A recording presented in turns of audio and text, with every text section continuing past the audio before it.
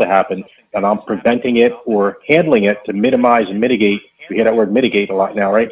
Mitigate its negative effects on me and my loved ones and my family and any innocent people around. Because even though I'm no longer a sworn officer, if I can stop an active shooter, I'm not just going to protect my family, I'm protecting. Tuning out for Riot Radio. Tuning out for Riot Radio. Tuning out for Riot Radio. Tuning out for Riot Radio. You already know what that means. That means turn your radios up, switch your dials over, because Revive is alive. It's about that time. It's Meet Your Girl P.O.C. Tune in. Let's go. Don't follow, support. Support Revive Radio on all social platforms at Revive_POC, Facebook, Twitter, and Instagram, including YouTube. Hit us up right now. Looking to enhance your brand awareness? Well, guess what? Revive Radio has created a platform for you, yes you, to spread your brand and your brand's message. Revive Radio offers affordable advertising packages to artists, entrepreneurs, and small businesses. You can find more information about that at reviveisalive.com. And guess what? You can also book POC as your next brand ambassador. Hit us up right now at revive.poc@gmail.com. This is NR International, Mr. Make It Rain, Lord Rainey. You now in tune to Revive Radio with POC. We in the building corporation. Tune into Revive Radio every week. It's your boy Del P. You're now rocking with Revive Radio. Tune in. Salute. What's up? This your girl Lakeisha Sutton, aka Fan Favorite, tuned in with the one and only POC. We all we got, we all we need. You are now listening to Revive Radio. Let's go! You are listening to Revive Radio. The views and opinions expressed on Revive Radio does not necessarily reflect ownership, management, and advertisers of Revive Radio. 10, 9, 8, 7, 6, 5, 4, 3, 2, 1. You already know what time it is. ReviveIsAlive.com. Once again, ReviveIsAlive.com. Tune in. Revive is alive.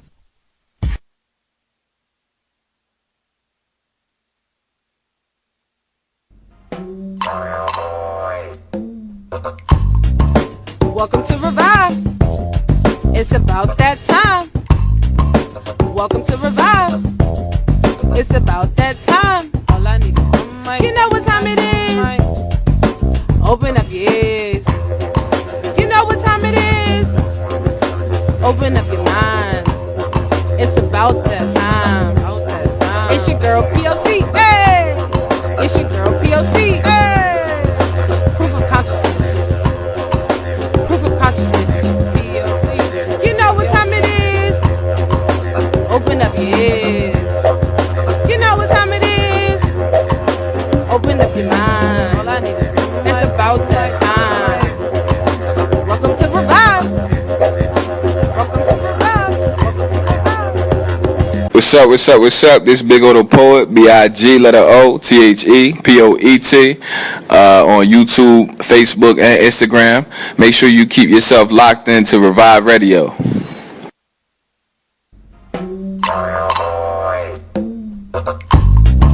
Welcome to Revive. It's about that time. Welcome to Revive. It's about that time. All I need is one mic. You know what time it is. Open up your ears. You know what time it is. Open up your mind. It's about that time. It's your girl POC. Hey! It's your girl POC. Hey! Proof of consciousness. Proof of consciousness. POC. You know what time it is. Open up your ears. You know what time it is. Open up your mind. All I need is it's about that time. Welcome to Revive. Welcome to Revive. Welcome to Revive. Yep, you already know what time it is, man. It's your girl, P.O.C, host of Revive Radio. We are back live on Revive is Alive, Revive is Alive, ReviveIsAlive.com. Turn your radios up, spread the word, spread the message. You know how I'm coming each and every time we go live. We got a jam-packed show for you. Yes, you. Everything we do is a FUBU effect here at Revive Radio. So make sure you guys go ahead and subscribe to the YouTube channel as well as the newsletter so you can stay locked with everything we got going on here at Revive Radio. You know we got a jam-packed show. You know we coming with a special guest. And this is our very special guest. She's like family to us now. She coming through with her third book, which I'm really excited to know more about. Yo, you're live on Revive, Miss Chambers. How you feeling today? I'm feeling good. How are you? I'm excited. You got book number 3. You're speaking into existence. You're doing exactly what you said you was going to do. So I'm super excited for you. Go ahead and introduce yourself and let the people know exactly who they're listening to. Okay. So my name is TANISHA Chambers, and I'm a self-published author of the Zori series. So I write books about my little sister Zori. Yes. And it's crazy. Every time, you know, you come and you say, yo, I got another book, you guys just keep growing and keep growing. It started from, you know, you just being a big sister, you know what I mean? And now it's an actual brand, and it's something that has really changed both of your lives. And I want to just back up for the people who may not know the start or how you guys got started. But how did this whole, you know, journey with Zori come alive? So it came alive because my sister is very funny. She's silly, and we share a lot of like moments together because we're always together. Awesome. And I started just from in the car driving with her, and I need to get her quiet. And I'm like, let's make up a story. And it started like, monster, monster, are you behind that tree? Monster, monster, are you behind that car? And then I just switched it to a bedroom, a little girl's bedroom, and we started from there, and I kept just dropping stuff. Awesome. So this started back in 2017, correct? Yes. Awesome. So from 2017 to 2020, you know, you dropping your third book. How does it feel? You know, what is the conversation like between you and your sister right now? The conversation is really good. She enjoys, she says she's a star. She in her head, like, I'm a star. I got books. Yes.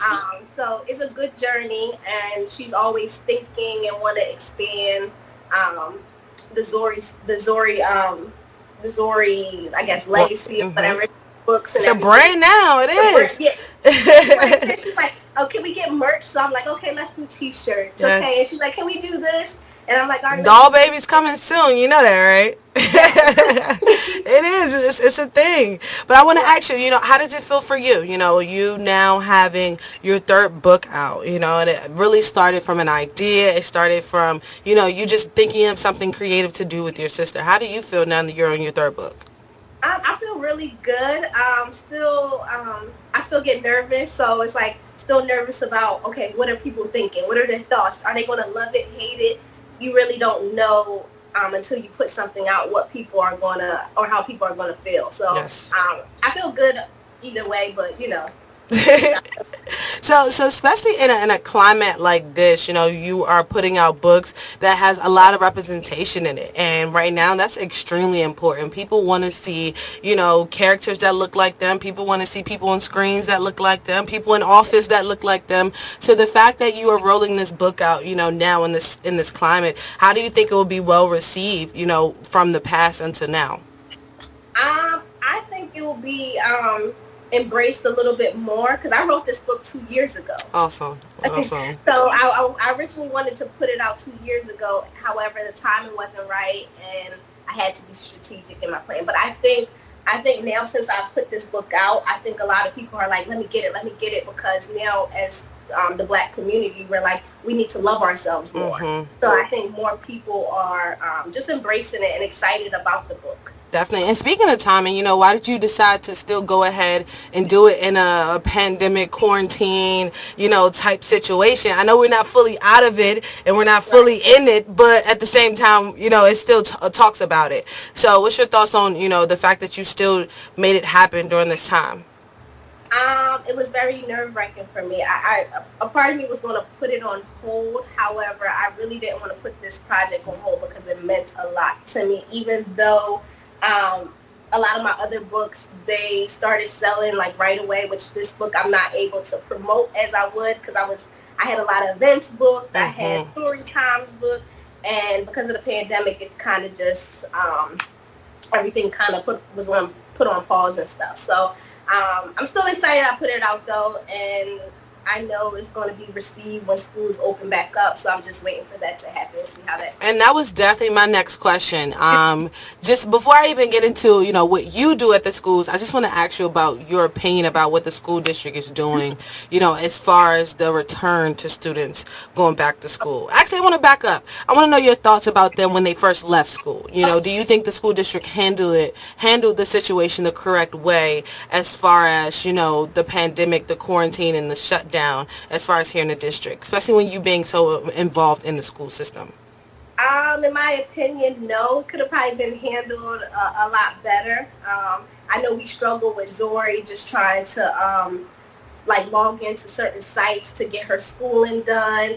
It was just for me, it was all over the place in helping her, trying to figure out where she left off at school and then making sure she does her daily activities and her reading assignments and everything. So in my opinion, no, I think it could have possibly be handled a little bit better. And I think, I don't think they saw the whole picture, because it's like people were still working. So it's like, how do you expect me to do school and go to work, come home, do that? Like, I think it was just way too much in my opinion. So going forward, and I appreciate your honesty, and I feel the same way. I feel like, of course they didn't know what was going to happen, so they didn't necessarily have a plan for this, but I do believe that some type of emergency evacuation plan should have been intact for students who are not able to go inside the actual brick and mortar. But yeah, so going forward, the school district is trying to figure out a way of how they can get students back in school come fall of 2020. They're talking about doing, A and B day, where, some students go in, some students go opposite days, different things like that. And then they're going to also have different programs for students, I should say, who need special needs. It's just a lot that's really about to roll out in this fall. So what's your thoughts on that, as far as you also being involved in the school system? I think they need to give it a lot more thought. Like, I don't think they're really thinking it through, because at the end of the day, a lot of parents have to go to work. How do they plan? How does that work for a parent sending their kids to school one day, not the other? Our job's going to be receptive of that, having certain days off now. I just feel like they're not thinking about the whole picture. Even with kids going back to school, kids aren't necessarily going to want to wear a mask all day. Kids like to hug each other, touch each other. So I'm still I'm not sure.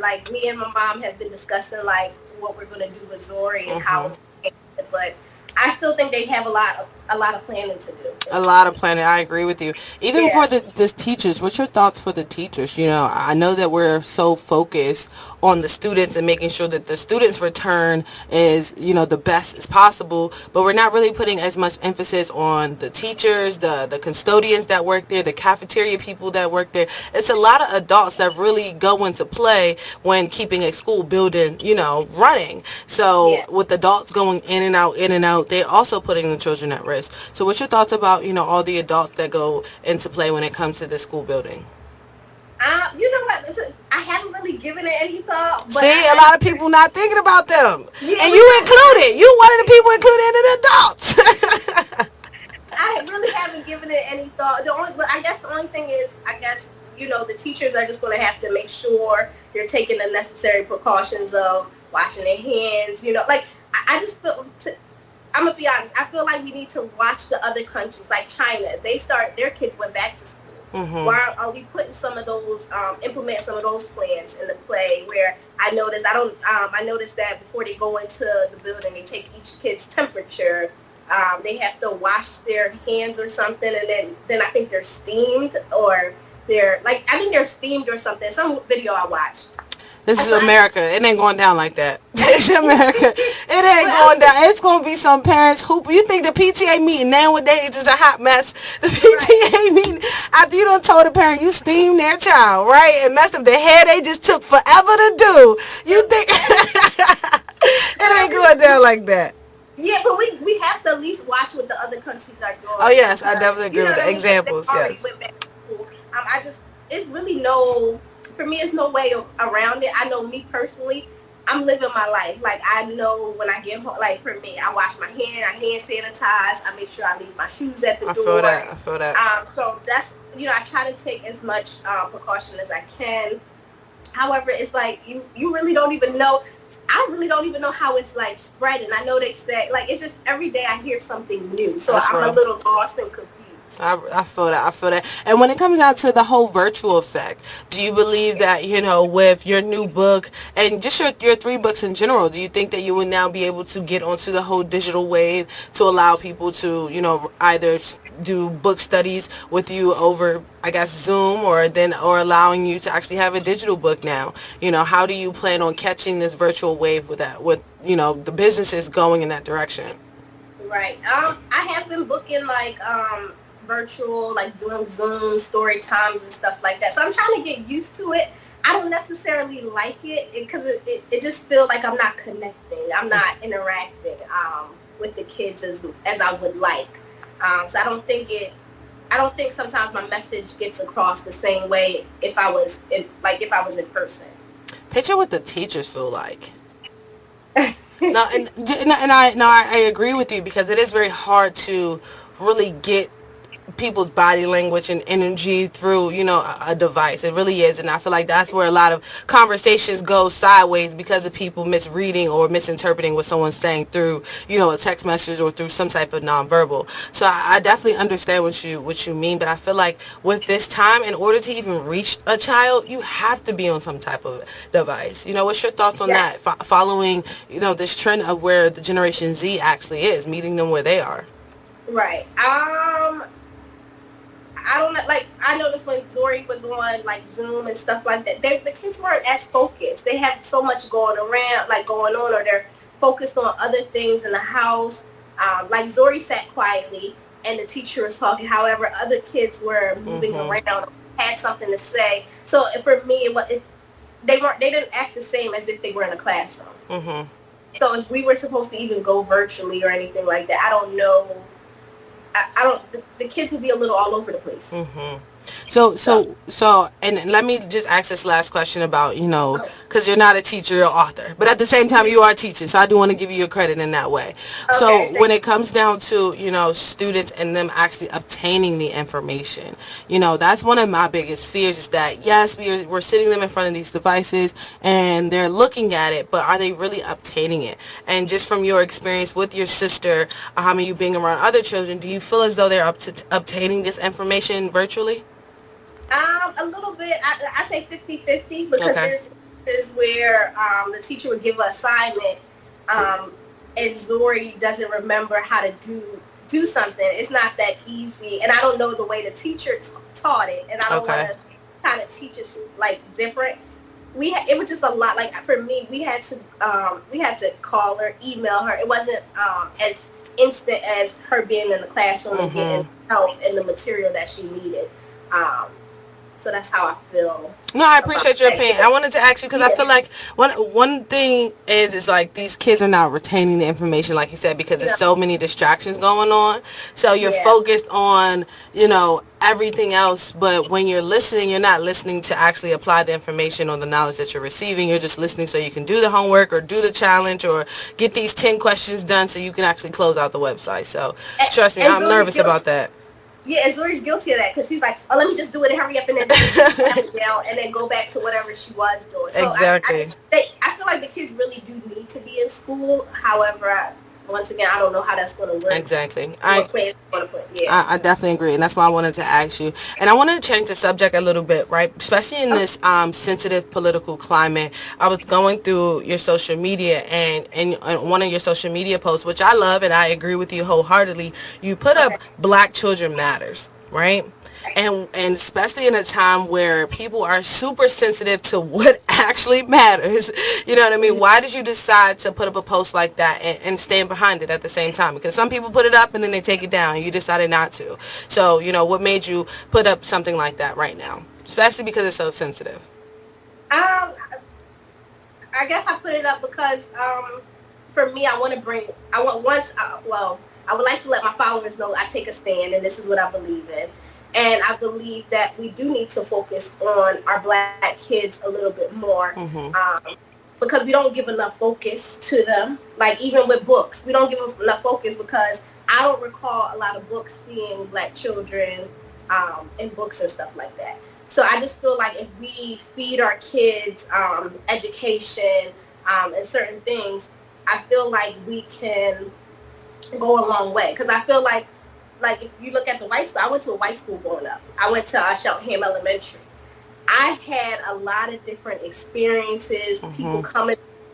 When I went to Edmonds, which is in Philadelphia County, those same experiences I didn't get. It was more disruptive. It was more fighting. So I just feel like I need to bring more awareness and give our Black kids. And that's why I am an author, because I'm like, okay, maybe I can make a difference in someone's life. Yes. For me just coming out or just having a conversation if they felt like they wanted to talk to me about something.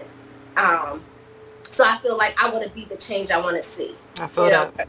Yeah, because we do need to feed our kids more and teach them, because the white kids, they're teaching their kids from a young age how to do certain stuff, the lifestyle they should be living. We need to do the same with our kids and feed the information. Like me and Zori started reading more Black books by Black authors, teaching different little things that I can feed, that she also knows her history. So, you know. And I wanted to ask you that because that can be controversial, you know what I mean? And as a children's author, some people just want to keep it so, you know, black and white. They don't even want to step into that gray area because of the responses that may come along with it. So that's really one of the reasons why I wanted to ask you, because I appreciate you actually putting it up there. You even posted something about Juneteenth, and I was like, all right, so she about the cause, you know what I'm saying? So she's not just making Black characters in this story for no reason. She really wants to put that example out there. So I want to get into this third book. You know, first I want to say congratulations. You made it past the second book, and you're now into your third book. What is this book all about? So this book, like I said, I wrote this two and a half years ago or something like that. And this book, and I wrote it because Zori didn't think she was pretty. And she was like, well, why are you lighter than me? And she just had a lot of different little questions. And so this book means a lot to me because I wanted every little girl out there to know that you are the only person that can define your beauty. It doesn't matter what society says. It doesn't matter what your mom says. Awesome.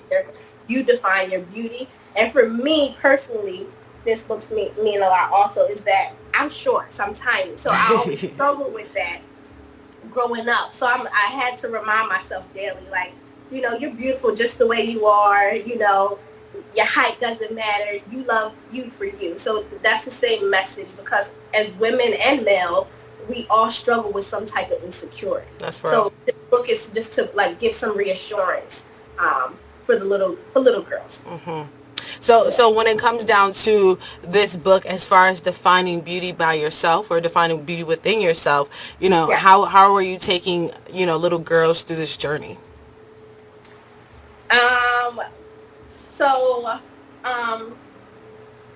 I do a couple of different things in my book that I incorporated. So it's more so, I'm trying to answer the question right. How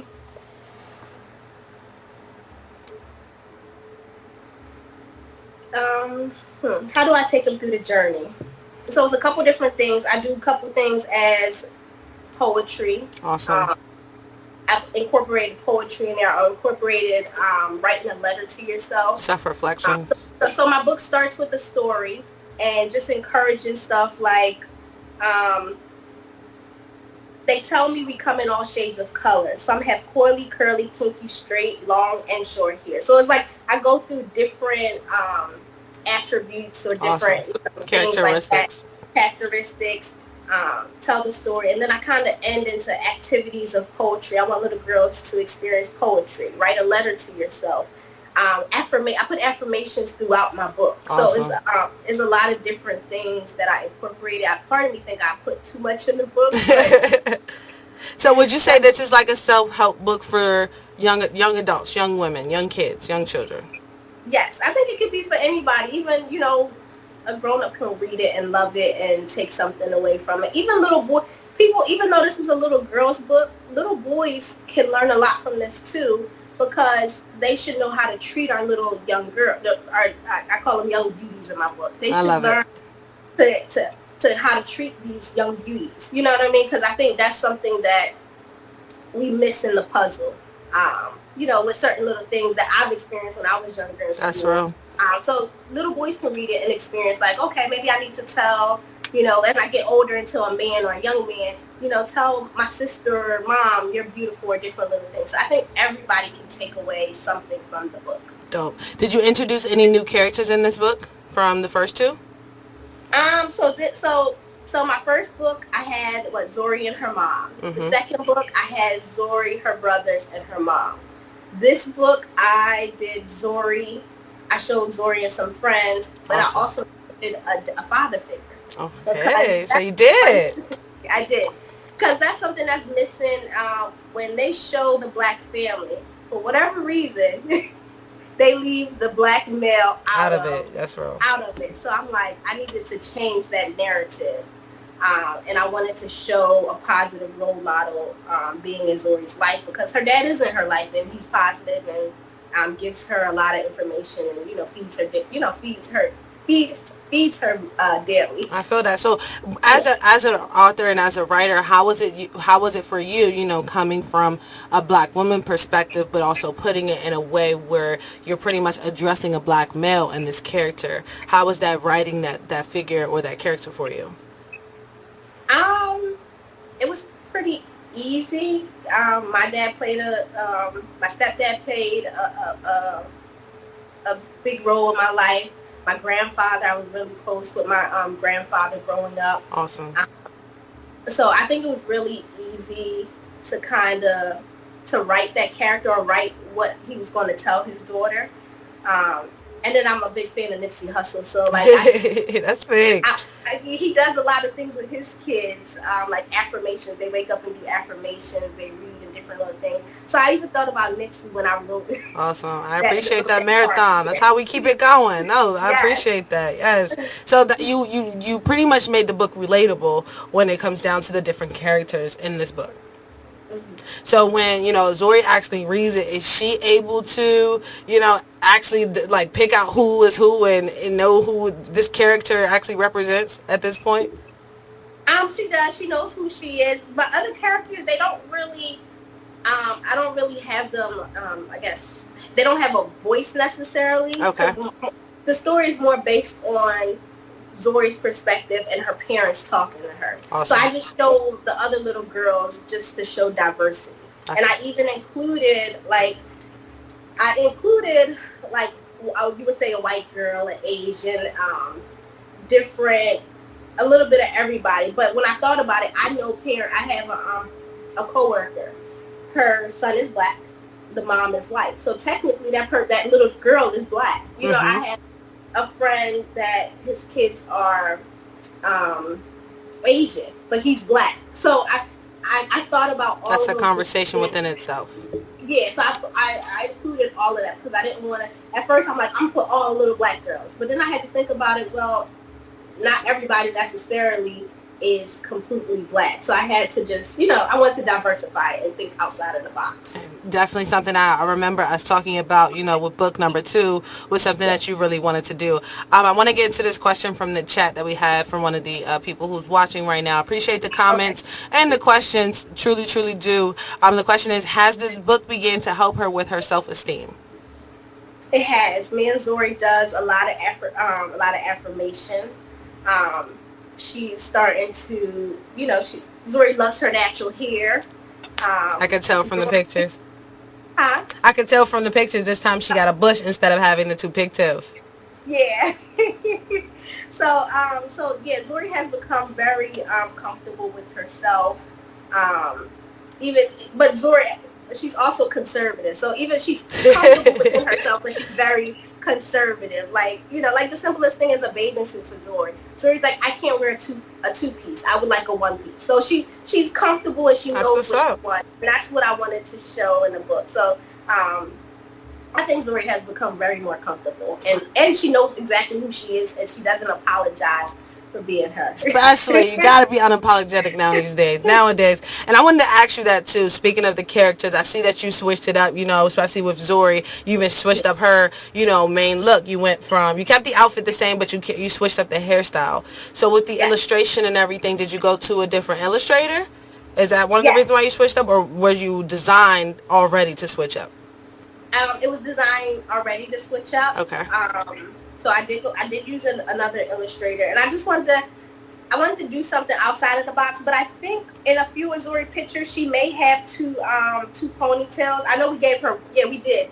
So different parts of the book, she has her saying two pigtails, and then the curly hair coming down. And then she also has one with the curly hair coming down. So I kind of switched it up just a little bit, just to, show that Zori is versatile. Versatile. So why did you actually switch up with the illustrator? Why did you decide to go with someone else? A couple different reasons. Hold on 1 second. I'm sorry. No problem. Well, for everybody who's tuning in right now, we're tuned in with TANISHA Chambers, the author that we're speaking to right now. She's on her third book, Zori Adventure Books, and right now we're defining beauty by ourselves, within ourselves, I should say. So go ahead and finish what you were saying. Yes. So I switched illustrators because I wanted to show the growth of Zori as Zori matures. I just wanted to go a different direction with my illustrator. So I didn't leave me and my other illustrator. We're still good friends. Okay. So I guess my game plan is for writing my older books. I'm going to use my new illustrator. My younger books, I'm going to use the illustrator that I met overseas. Before. I definitely understand. You gotta continue to grow. Definitely what it's all about. So when these books are priced, are these books priced at the same, or does these books cost more? Did it come with a bundle? Like, how does this work? This book is a little bit more. However, it's a lot. It's like 48 pages. Mm-hmm. So it's a little bit longer than my other books. So I put a lot of work. So this book is $16 for this book. And I'm also having a hardcover that's coming soon. So probably by September, I'll have a hardcover coming out. Awesome. So how can they find this book? How can they purchase it? And how can they support you as well? So if you're in the Philadelphia area, you can inbox me on Instagram or Facebook, or my books are available on Amazon and Barnes & Noble. So this book can be purchased on any of those sites. Yes. And I'll have it up on my website soon. No, Don, I want to ask you too, have you joined anything for like Black authors? What is the conversation like? What is the conversation around right now, around Black authors, around Black illustrators? What is that conversation like? I don't really know too many Black illustrators or authors. When you say what is the conversation about, what do you mean? Like, for example, as media, we have different groups, different chats that I personally tap into to just get a better outlook of where everyone else, is as far as my colleagues and my constituents. So as far as authors, how does that conversation go with you guys? Are you guys collaborating more? Is it people linking up, people, more groups being created? How is that working as far as Black authors and illustrators? Yeah, so we do have a group here in Philadelphia. Awesome. That we all, a bunch of self-published Philadelphia authors, we all have a group that we give information, we help, give advice about, do you like this, or do you want to attend this, different little things, we share information. So we're a tight-knit group that we help each other and assist. I am part of some other groups, not the same because there's so many people in those groups, but it's still the same concept of sharing information, promoting our product, because that's the hardest thing for self-published authors is to get the word out about our books and stuff like that. Definitely. And I wanted to get into a little bit of the business side of things before I let you go, especially because you said that this book cost a little bit more. Would you say you had to come out of pocket a little bit more as far as self-investing into this book versus the first two? Yes, well, I definitely paid way more in my illustration, so that was a factor in it. And because my book is longer, it cost me more to get it printed and everything like that. So I put so much work into it, and I'm still not finished. It's still not this book, but I know my hard copy, it still changes and things I need to add into that book. So I'm still coming out of my pocket for that. Exactly. So would you say that from the first, the second, and now to the third book that you learned how to cut any type of expenses though? You know, especially being an entrepreneur. The first time I'm sure you just, whatever I got to do to make it happen, I'm going to make it happen. And then the second time you're like, oh, I don't need that. I'm going to cut this back. I'm going to cut this back. So as far as the third time around, you know, how did that go as an entrepreneur? The third time around, my illustrator, she would probably say that I packed a lot in this book. So I didn't really cut any costs. Okay. I kept adding, but that's because I kept adding. The only reason is because I had so many thoughts, and I even have way more stuff that I could have put in my book. However, I'm like having a conversation with myself. I'm like, Tanisha, you're going overboard, because my illustrator, she was like, maybe you want to come up with a second book. Like, so I was actually putting way too much in it. So I had to, I did tone it down. I probably cut maybe 2 or 3 pages out. You knew what you wanted and you wanted to get what you wanted. So trust me, I understand. Definitely understand. So let me ask you this last question about the business side of everything. Would you say that, you know, this is something that you want to continue to do as, you know, a self-published author? Do you have in the works of a book deal or a book signing or anything like that? Is that something that you are still envisioning, or you like keeping it self-published? I like self-published. However, it would be nice, because I'm so busy. I don't only write children's books. I also help out the homeless. I donate children's books. I do a lot of like fundraising type of stuff. So I would love to be a published. Well, not published. I would like to go with a big company to get published, just because it would take away some of the stuff that I have to do on my own, like marketing, because marketing is the biggest thing for me. And that's really stressful, because, you know, I have work, plus I'm trying to promote, and I got so many other little things that I'm doing. I feel that. So if you're a black publishing company, I know you hear us, man. Hit us up right now. Tanisha, I appreciate you always for coming through. Congratulations on your third book. Just every year you're dropping a book at this point, so I'm definitely looking forward to what 2021 has in store for you. I definitely want to just say, first and foremost, you have found your voice. From year one, when we first dropped the first book, to now, you have definitely found your voice. Your whole energy switched up. You got something for me. You know I'm coming quick with it, and now you say you're ready for me. So I appreciate you always, and I just want to say thank you. Keep chasing your dreams. Thank you for believing in your sister and being the example that she needs. You know, to know that she can have ownership. You know, she doesn't just have to work for anyone. She can actually have ownership, and you are doing that, you know, in so many different ways. So shout yourself out once again. Tell people they can find you, how they can support you and purchase all 3 books. Are you going to do a deal where they can get all 3 books at once? Yes, I am going to put that on my website. Awesome. So that's coming soon. I'm just trying to finish up some publishing things that I need to get done for this. Awesome. I'm working out some kinks, but I am going to have a bundle deal for all three books. I'm looking forward to that. Shout yourself out. So you can follow me on Instagram, Zori Adventures Books.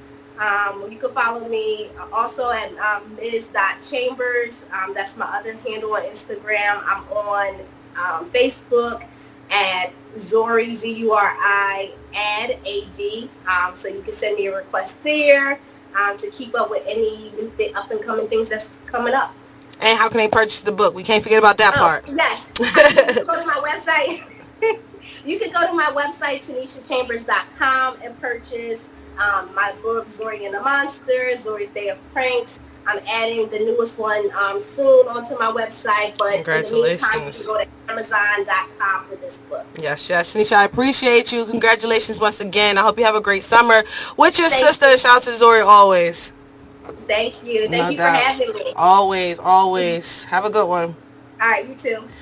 You already know what time it is, man. It's your girl, P.O.C. Turn your radios up. Spread the word. Spread the message. You know how I'm coming each and every time we go live on Revive Radio, man. We got a special guest, a jam-packed show. Subscribe to the YouTube channel as well as the newsletter so you can stay locked with everything we got going on. Revive_POC is the place where you need to be. So go ahead and click that link in my bio. It's going to take you directly where you need to be. Definitely tell a friend to tell a friend and spread the word. Spread the message. It's Money Talk Mondays. We'll be back. You already know what time it is. We talking money. How can can you save money 2020? How can we save money this summer? Let's go. You already know what time it is. It's your girl, P.O.C. Radio's up, down's over.